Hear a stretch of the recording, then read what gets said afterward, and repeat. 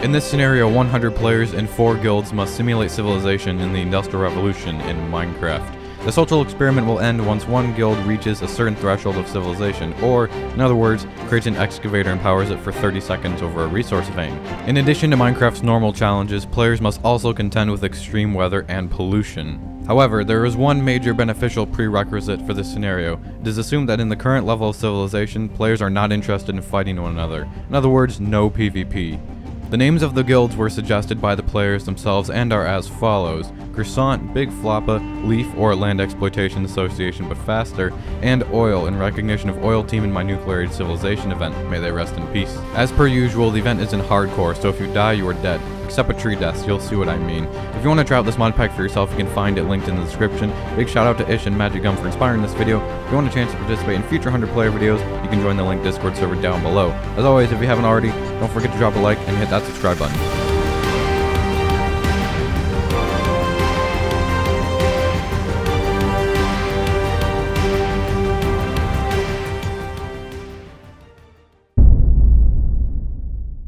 Despite all spawning on different unique peninsulas and islands, the various guilds all shared a common goal early game, that of obtaining some wood, just like in normal Minecraft.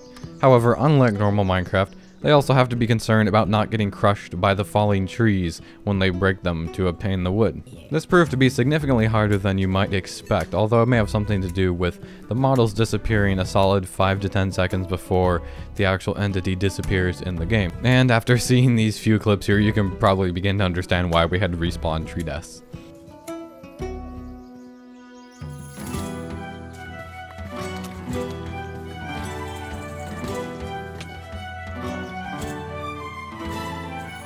The Leaf Guild was fortunate enough to spawn next to a village, meaning that they had easy access to a bunch of logs and planks without having to chop down the dynamic trees, meaning that they were at less of a risk of getting crushed by them than other teams. However, the village quickly burned down very mysteriously after about 5 minutes. And by nightfall, they were already assembling a small compound with a dirt wall and the beginnings of a farm, while others took to the mines to begin gathering the much needed resources for the excavator and all of the infrastructure needed to power it.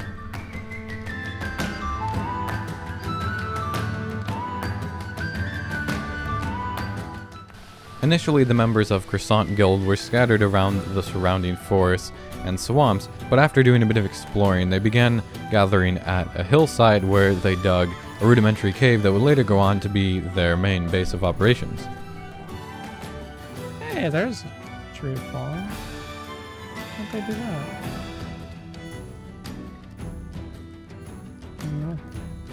Amid the occasional tree deaths, Oil Guild was congregating around a small area of savanna, exploring some of the caves and getting stuck in quicksand a lot. That occupied a fair amount of time, because it's not easy getting out of it once you get into it. You don't die, but it's certainly inconvenient and often takes multiple players to free someone trapped.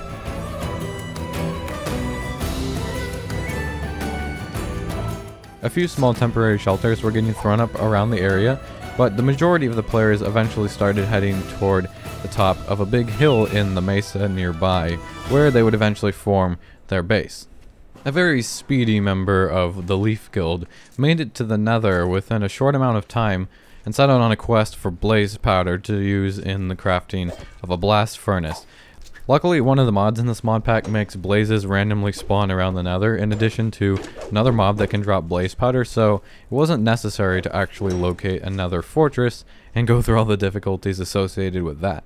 Oil Guild wasted zero time in getting their hilltop turned into a usable base. They began clearing an area to turn into a farm, and the members that weren't already there were either gathering food or on their way to the top of the hill, where they set up way more crafting tables than they actually needed, in addition to a bunch of furnaces. They even started making a little wall to defend themselves from the mobs. I'd just like to mention, isn't it crazy that this farmland, the irrigated farmland, is reflecting the moon? You can literally see the moon's reflection. That's so cool. As mentioned by A-Train here, the first step toward getting steel is to make a coke oven to produce coal coke, which is what the members of Oil Guild set about doing. Okay. We need to build a coke oven, right? Of the walls. Yeah, we need to build a coke oven, and we need. So we need a lot of clay. Yeah, we need clay. 64, 515. Oh, hi.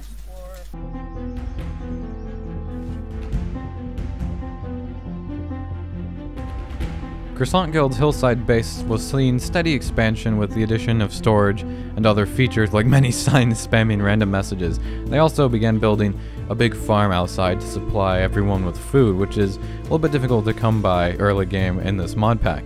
A bunch of other players from other guilds were randomly wandering around Croissant's base that evening, and one person in particular, Decarby from Leaf Guild, actually came out of the nether after gathering blaze powder and ended up at a different nether portal because the map is not huge. This meant that they had to go on somewhat of an epic journey back to their team's base to deliver the blaze powder.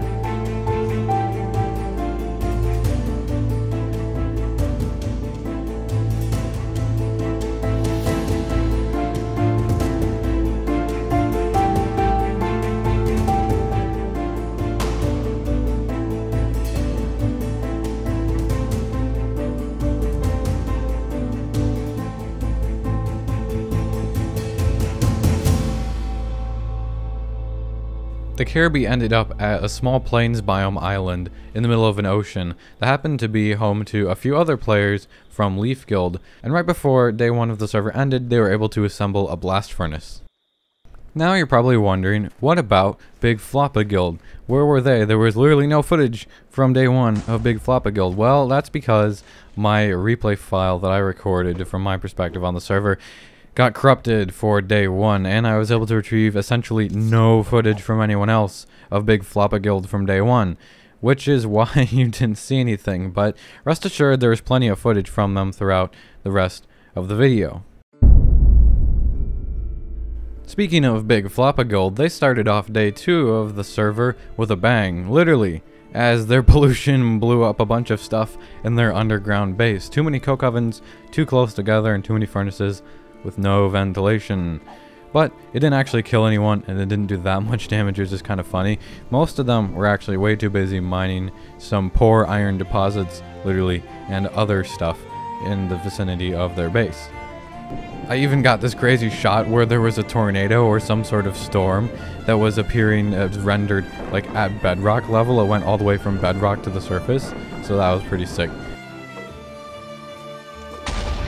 Other teams were having problems in the mines as well, getting destroyed by zombies and creepers and all other manner of fun things underground. But meanwhile, back at Leaf Guild, they had expanded their dirt wall to be about 4 or 5 blocks tall and had quite the compound going with a bunch of farms and various mine shafts leading off of it, which allowed creepers to sneak up on them almost.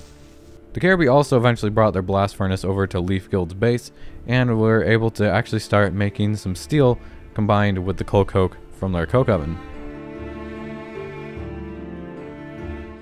Leaf Guild actually managed to get 2 coke ovens by this point, although one of them was owned by one member working all by themselves on a little peninsula a little bit away from the rest of the group.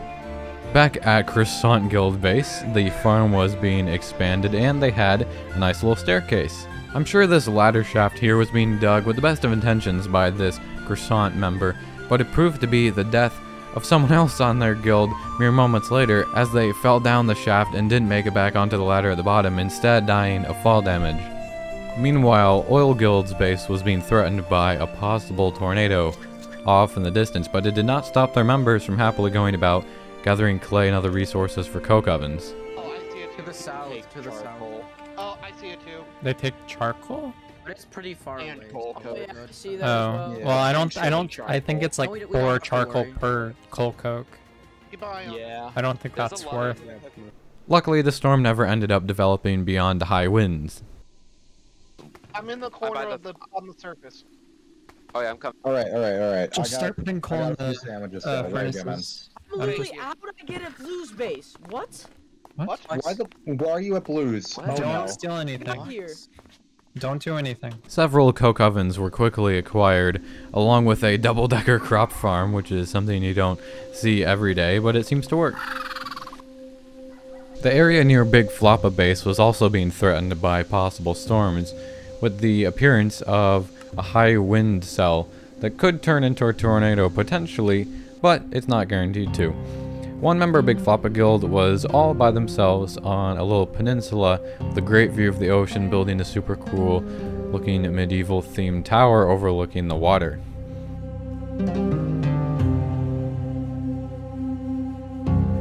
It was a pretty troubled night for everyone all around. The few people who were on the Plains Island in the middle of the ocean were getting attacked by zombies, and there was quite the battle going on at Leaf Guild's base with creepers and tornadoes in the background and plenty of zombies to go along with the jack-o'-lanterns that they decided to decorate with.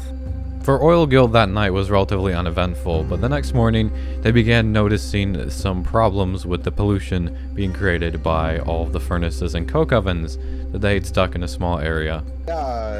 Yeah, we got like a good amount of iron I've gotten, Yeah. but Guys, there's mining fatigue now. Oh, I got hit by a ton of pollution. yeah. Wait a second, maybe it'll take away the it'll take away the carbon. Oh yeah, that would be helpful. Carbon. Wait, you need steel for a water wheel? Yeah. Where's We the need a lot of steel. That's why we gotta get to another one. Yeah. So we have mining fatigue up here. On the We can't really surface? do anything. Yes, Yes. on the surface. Our RNG is horrible. I think that was easy morning. Come on. No? Just in case you wanted to see what this crazy obsidian pillar blaze spawner tower looked like with shaders on. but I'll let you guys. Oh, careful pollution. Yeah. SB's gonna get I got one. Side. I'm not might up the side. Have you guys been planting? Have you been planting grape seeds from plastic? I think we need to like change up where we're planting the grape seeds because we have been planting them and they've just been growing. I got one. I got road. I got a road. Yo. Players from all guilds except for Leaf were in the Nether that day, gathering blaze powder for blast furnaces, and the only reason that Leaf wasn't there is because Decaraby from Leaf Guild already got the blaze powder on day 1. Also, Decaraby wasn't the only player forced to journey a ways across the map to get back to their team's base when coming out of the Nether. That. Negative 400. Yeah, negative That's- 447. What do we have the filter for if we don't use it? That's so far. That. Oil Guild was able to make a lot of progress while some of its members were in the Nether gathering blaze rods, namely by making a bunch of more coke ovens and a giant chimney system to take the pollution a little bit higher up. Leaf Guild probably would have been better off in the Nether though, as the first major tornado went straight down the middle of that little plains biome island in the middle of the ocean where some of its members were staying. They were all forced to hide underground in a little cave area that they dug out to escape the tornado and not become like all the other animals on the island, getting flung through the air at very high speeds. Eventually the tornado did dissipate, which was not great for the animals that were still in the sky, but at the very least it did no more damage to the island itself. Maybe if those members had just gone and helped build the Crab Church, their island would have been spared and not gotten hit by a giant tornado. And maybe if more members worshipped at the Crab Church, then this water wheel would work better. Or perhaps this Leaf member wouldn't have died by suffocating in pollution. But these are all just hypothetical questions, which did nothing to deter the other players from working on building a nice big house. Not even when a giant sandstorm appeared out of the desert and began dumping sand on everything.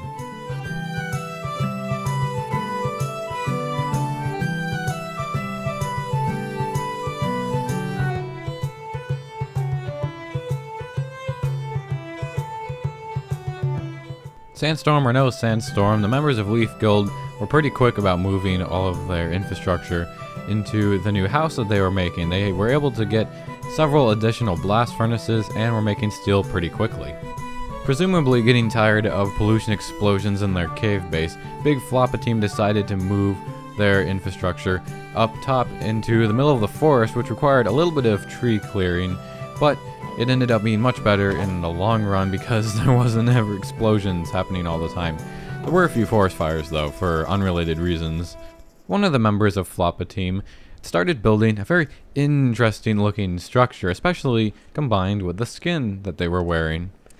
Oh wait, now it all makes sense. Now their skin, yes. It's all coming together. I can see it now. The first and only McDonald's was established on the server, serving whatever food could be found, with the addition of some fries later on that were definitely not given to them by a moderator.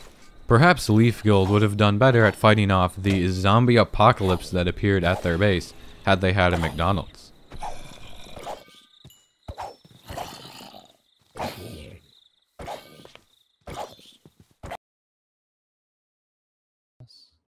Yeah, I'm just gonna stay around the portal, so to help you guys out. It's fine. Not again. Oh, freaking Orange, bro. I love Orange. He's fun. And so do I. Acapella. Oh, full commitment's what I'm thinking. Thinking of. You wouldn't get this from any other guy. Okay, quiet. Quiet. Stop it. I'm not going to bother making any more because... He fell out the world. He fell out the world. Wait, what? How did Spieth fall out the world? That moment when the tumbleweeds grief your farm. It's glowing. Slowly. Oh, what was that? Oh my god, that was pollution. There was too much pollution here. Who built a roof on top of the god, the roof. furnaces? Yeah, let's not do that, please. Big Floppa team started out this day of the event with a pollution explosion, and Oil team ended the day of the event also with a pollution explosion. This event's video comprises 4 days of footage. However, the actual event was recorded over 5 days.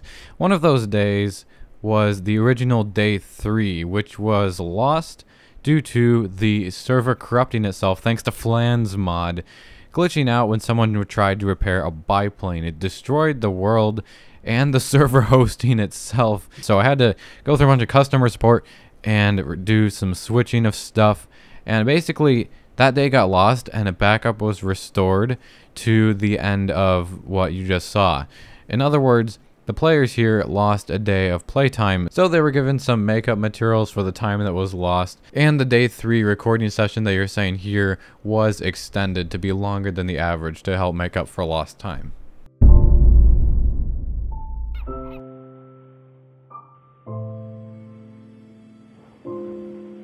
What better of a way to start off a new day of recording than by consuming an entire cherry cheesecake in one sitting? Big Floppa team that morning was busy expanding the upper portion of their base with a new platform for some machines and processing. One of the most important machines being an advanced blast furnace that they were able to make using the steel that they'd been getting over time from their crude blast furnaces. I also find it really funny that punching maple tree logs gives you maple syrup bottles. Meanwhile, Oil Guild had devised a big group plan that would involve moving their base from the Mesa hilltop down to somewhere that was much less polluted. Oh, you guys are... Wait, there's uranium ore. While you guys are getting everything packed for the next base, I'm gonna start getting some wood. Okay. I'm gonna start getting some wood up and just start... No, I got all the important stuff. Where are we gonna be with our new base? We're gonna move down, because pollution's around 125, 126. Alright, so yeah, probably by the river bend then? Yeah, let's move down in the grass area. Working together, they quickly stripped their base of almost everything and hauled all of it down to the ocean shore. Okay, someone needs to be getting more leaves. There's shears in the chest. So, I guess I can get them. Okay, that's carbon. We'll have to get one for sulfur. And we need wool. Big Floppa's water wheel experimentations got interrupted by an ill-timed tornado, which arrived after a few of the players had already gone inside, but not everyone was inside, and several of them got picked up in the tornado and flown around for a solid 5 minutes, just trapped in the sky, unable to do anything. Eventually, though, the tornado started to get weaker and they were able to fall out of the sky. Luckily, no one died. They fell into the forest and landed on some leaves, or they fell into water and ended up being okay in the end. But it was still pretty crazy while it was happening. Some of the players on Oil Guild were also having a bad time, though. Preheaters. Preheaters are simple. We just need iron and copper. Okay. There's a decent bit of iron down in these caves. We have a bunch. God. That morning, after getting enough steel, Oil Guild was able to make an advanced blast furnace to go along with what they already had. This poor player, Swaxel, a Leaf Guild member, was trapped underground with a billion zombies all around them. Croissant Guild had been enthusiastically improving their base with more tunnels and more staircases, and they also got a windmill going, in addition to their first blast furnace, so that they could begin making steel.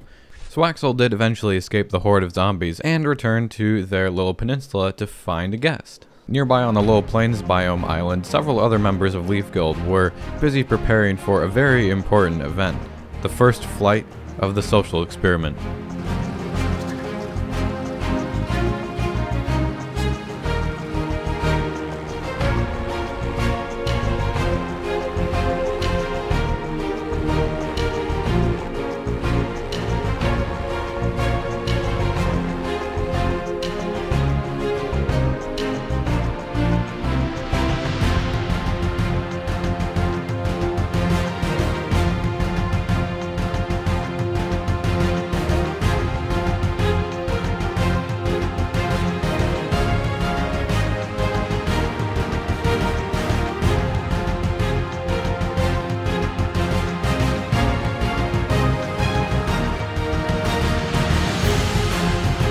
The pilots even used Swaxel's little peninsula as a new runway.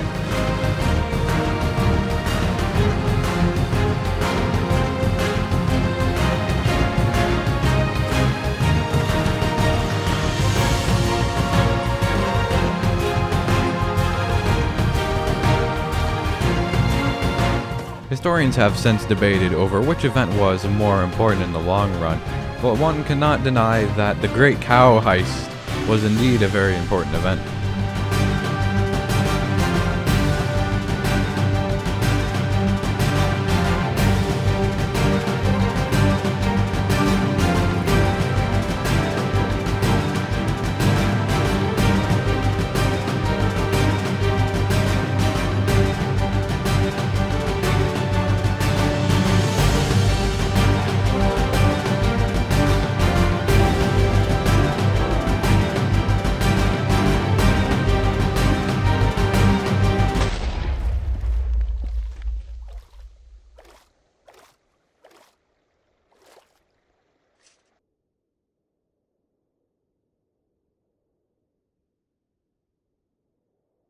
Big Floppa's factory was expanding quite quickly, and there was even part of the excavator, a very small part of it, already placed in the ground. They quickly managed to automate the production of coal coke and the inputting of it into the blast furnaces, which was quite impressive.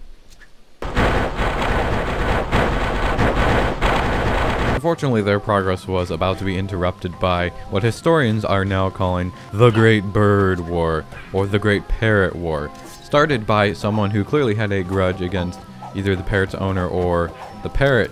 The eventual outcome, after many parrot deaths and lots of complaining in the chat, was that an elaborate funeral was held for the original bird that was mysteriously spawned in.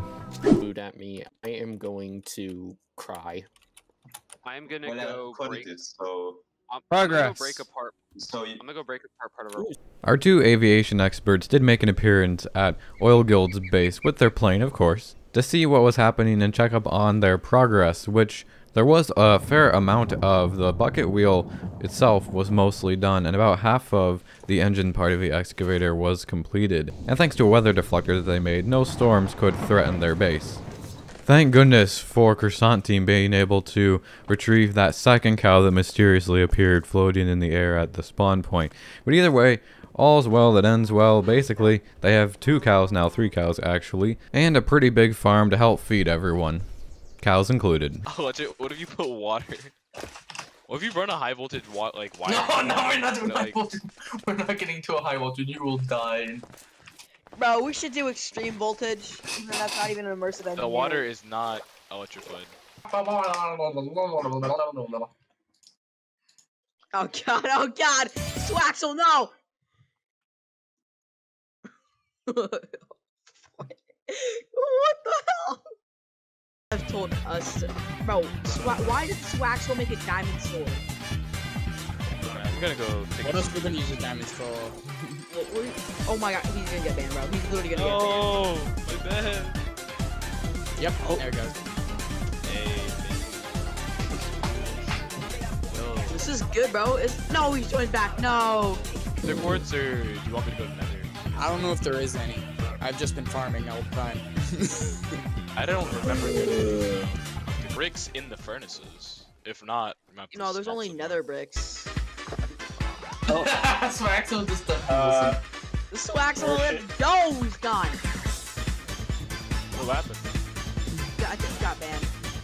Oh.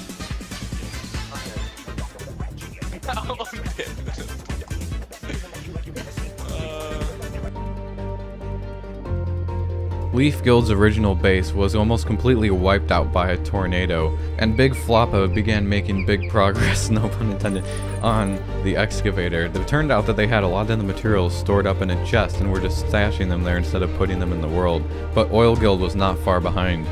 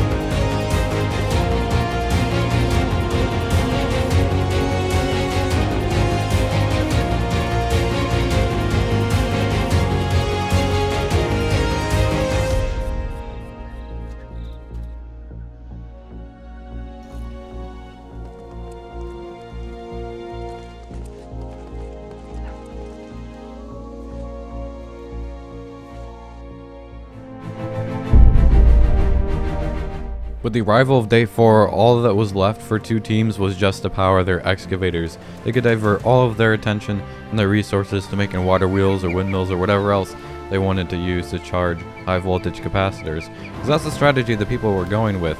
They discovered that one high voltage capacitor would be enough to power an excavator at max power for 30 seconds. Unfortunately, Big Floppa team had a lot of pollution at that point. As you can see here, I tested it myself in survival and I got every single debuff, including Wither. So I would die after a few seconds, and so would they. Speaking of which, that's what happened to quite a few of them. There was more than one pollution death on Big Floppa team. Unfortunately, Sith vs Jedi's member of Croissant team got super unlucky and had his axe break and run out of blocks while trying to fight a skeleton down in the mines.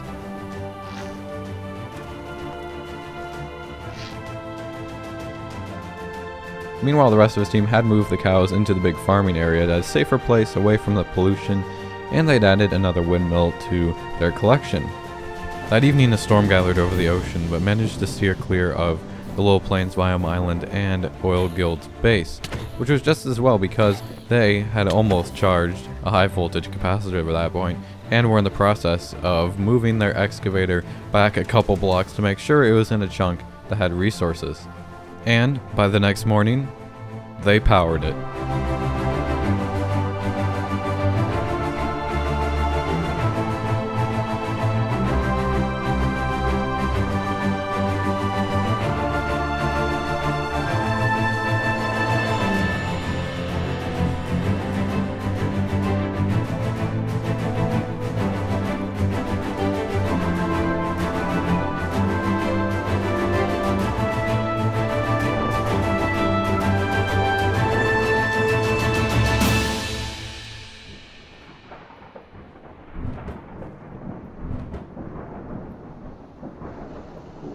Time. Yeah, but that's... Red wins. Dope. Congratulations to Oil Guild for winning. I expect most of us can agree that they got the redemption they deserved after what happened in the nuclear age scenario. If you have no idea what I'm talking about, then you should probably go watch that video. Either way, they displayed impressive levels of coordination and were able to adapt to an overpolluted base and set up an entirely new one, complete with very effective pollution filtering systems. Big Floppa Guild was close to winning, but fell to extreme pollution levels due to a lack of filtering systems. Leaf Guild's main base would have been helped by a weather deflector as it was destroyed by a tornado, leaving most of its members scattered across the map. And Croissant Guild? Well, they crafted croissants, and that's all that really matters.